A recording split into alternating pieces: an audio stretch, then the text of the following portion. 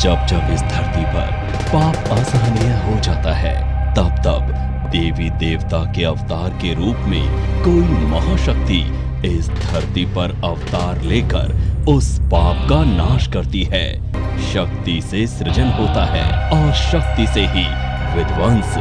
शक्ति के बल पर ही हम संसार में विद्यमान हैं। शक्ति ही ब्रह्मांड की ऊर्जा है। सनातन धर्म एवं संस्कृति के संवाहक, वेदों, पुराणों, शास्त्रों एवं उपनिषदों के ज्ञाता, गीता, गंगा एवं गायत्री के संरक्षक, मां महादुर्गा के परम साधक, परम ज्ञानी, महान चिंतक, दार्शनिक एवं वैज्ञानिक, सुप्रसिद्ध ज्योतिषाचार्य, हस्तरेखा, अंक शास्त्र एवं वास्तु विशेषज्ञ आचार्य स्वामी सुशील जी वर्षों वर्ष के गहन अध्ययनों एवं शोधों के उपरांत आपके लिए लेकर आए हैं। जय मां कामाख्या। आपका बहुत बहुत स्वागत है कामाख्या धाम में। मकर राशि जनवरी मास सन 2023 कैसा रहेगा आइए जानते हैं, लेकिन उससे पहले एक नजर डालेंगे मुख्य त्योहारों पर। 1 तारीख को पुत्रदा एकादशी है, 6 तारीख को पौष माह की पूर्णिमा है और 13 तारीख को लोहड़ी है, 14 तारीख को मकर संक्रांति है, 21 तारीख को मौनी अमावस्या है और 22 तारीख को गुप्त नवरात्र प्रारंभ होने जा रहे हैं जो कि 30 तारीख तक रहेंगे और 26 तारीख को बसंत पंचमी है। और गुप्त नवरात्र से ही नाम से ही आप विदित हैं कि गुप्त नवरात्र अर्थात गुप्त तरीके से गुप्त मंत्र द्वारा अगर पूजा अर्चना की जाएगी, गुप्त प्रयोग किए जाएंगे तो आपको लाभ अवश्य देंगे। प्रयोग कोई भी हो वह गुप्त ही रखने चाहिए। आप अगर गुप्त रखते हैं तो निश्चित सफल अवश्य होंगे। और यही हमारी कई बार कमजोरी हो जाती है कि हम उजागर कर देते हैं और 10 लोगों को बता देते हैं कि हम ये प्रयोग कर रहे हैं।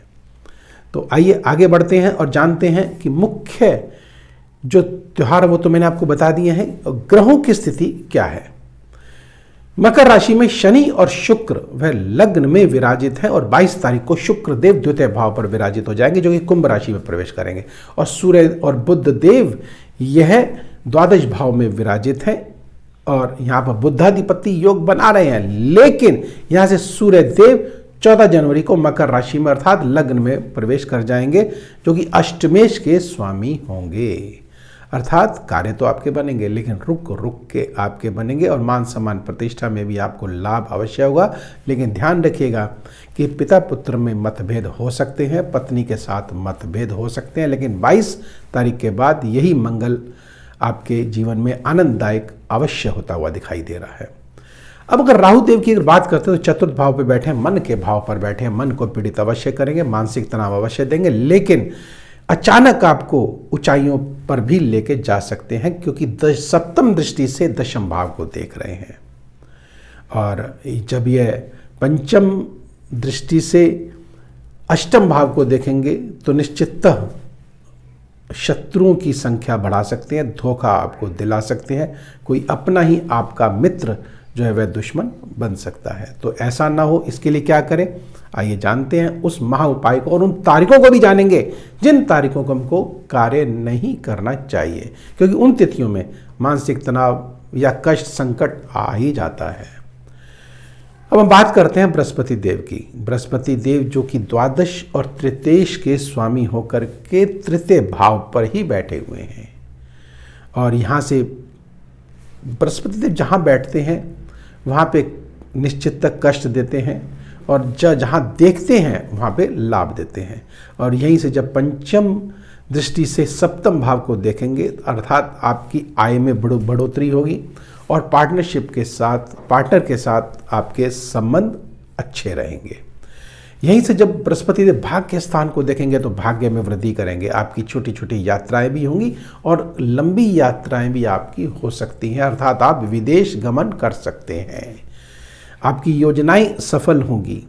आपके अंदर ज्ञान की भरपूर मात्रा अर्थात वृद्धि होगी। जो शिक्षा जगत से जो जुड़े हुए जातक हैं, चाहे वो शिक्षक हैं चाहे विद्यार्थी हैं, उनके लिए बहुत ही उत्तम यह माह है। ये यहीं से जब नवम दृष्टि से बृहस्पति देव एकादश भाव को देखेंगे तो आय में वृद्धि करेंगे और आपको धन धान्य से भरपूर करेंगे।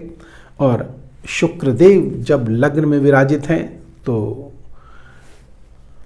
सौंदर्यता की तरफ आपका ध्यान, आकर्षण की तरफ आपका ध्यान अधिक बढ़ेगा और सुख सुविधाओं से आप परिपूर्ण अवश्य होंगे। और कोई मंगल कार्य घर में अवश्य होता हुआ दिखाई दे रहा है, क्योंकि मंगल देव पंचम भाव पर विराजित है और यहाँ से मंगल देव सप्तम दृष्टि से आय भाव को भी देख रहे हैं, तो आय में भी वृद्धि करेंगे। जो जातक भूमि खरीदना चाहते हैं, मकान खरीदना चाहते हैं, तो उनके लिए यह बहुत ही मंगलदायक समय है ये। और जो जातक शेयर बाजार से जुड़े हैं उनके लिए भी बहुत ही उत्तम माह है ये। लेकिन स्वास्थ्य की दृष्टि से आपको सावधान अवश्य रहना चाहिए। बैकबोन में या यूँ कहें कि आंखों में पीड़ा या चर्म रोग संबंधी हमको सता सकते हैं। उसके लिए क्या करें कि ये दिक्कतें, ये परेशानियां ना आए, और जो अशुभ ग्रह हैं उनको शुभता में कैसे परिवर्तित किया जाए, आइए उस महा उपाय को भी जानते हैं। लेकिन उससे पहले उन तिथियों को जान लेते हैं जिन तिथियों को हमको कार्य नहीं करना चाहिए। वह तिथियां कौन सी हैं? मंथ की 27 और 28, 5 और 6, 10 और 11 और 19 और 20, इन तारीखों को विशेष सावधान रहने की आवश्यकता है। और बहुत ही ज़्यादा शुभ, बाकी तो शुभ हैं, लेकिन बहुत ज़्यादा शुभ तिथियां कौन सी हैं जब आपका भाग्य चमक सकता है? और वह है 13 तारीख, 17 और 18 तारीख, 15, 16 तारीख को मानसिक तनाव के साथ आपको लाभ अवश्य होगा। और इसके साथ साथ 27 और 28 को भी, 27 और 28 थोड़ी अशुभ है आपकी। 3 और 4 तारीख को आपकी इच्छा शक्ति और मंगल कार्य आपके बढ़ेंगे और प्रेमी जनों में भी निश्चित प्रगाढ़ता अवश्य आएगी। तो अब आगे बढ़ते हैं और जानते हैं उस महा उपाय को जिसके करके निश्चित इस माह को आप मंगलमय अवश्य बना सकते हैं। वह क्या है?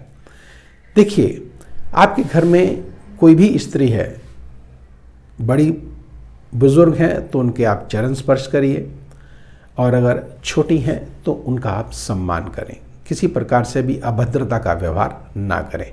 और दूसरा क्या है कि आप काले तिल लीजिएगा और उसमें थोड़ा शहद मिला दीजिएगा, और अगर आप शिवलिंग पर अर्पण कर देंगे और ओम नमः शिवाय का मंत्र का जाप करते हुए श्रद्धा भाव के साथ, भाव के साथ करिए, आपकी अपनी मनोकामनाएं वहीं रखिए, तो निश्चित 100% आपकी मनोकामनाएं अवश्य पूर्ण होंगी।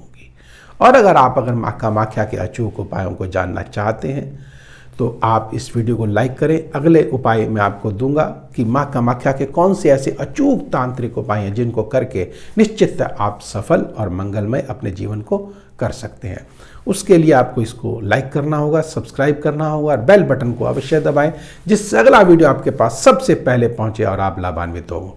और एक विशेष जानकारी आपको मैं देना चाहता हूँ कि अगर गुप्त नवरात्र में महाचंडी पाठ अगर आप कराना चाहते हैं तो हमारे आश्रम में, कामाख्या धाम नैनीताल में स्थित उत्तराखंड में जो है, आप वहां करवा सकते हैं। और ऑफलाइन ऑनलाइन दोनों सुविधाएं उपलब्ध हैं। आप आकर भी और ऑनलाइन वीडियो कॉल से भी आप अपनी पूजा को, जाप को देख सकते हैं, श्रवण कर सकते हैं और पुण्य के भागी बन सकते हैं। तो अब मुझे दीजिए आज्ञा। जाने से पूर्व फिर आपसे निवेदन, लाइक करें, सब्सक्राइब करें और बेल बटन को अवश्य दबाएं, जिससे अगला वीडियो आपके पास सबसे पहले पहुंचे और आप लाभान्वित हो सके। तो अब मुझे दीजिए आज्ञा।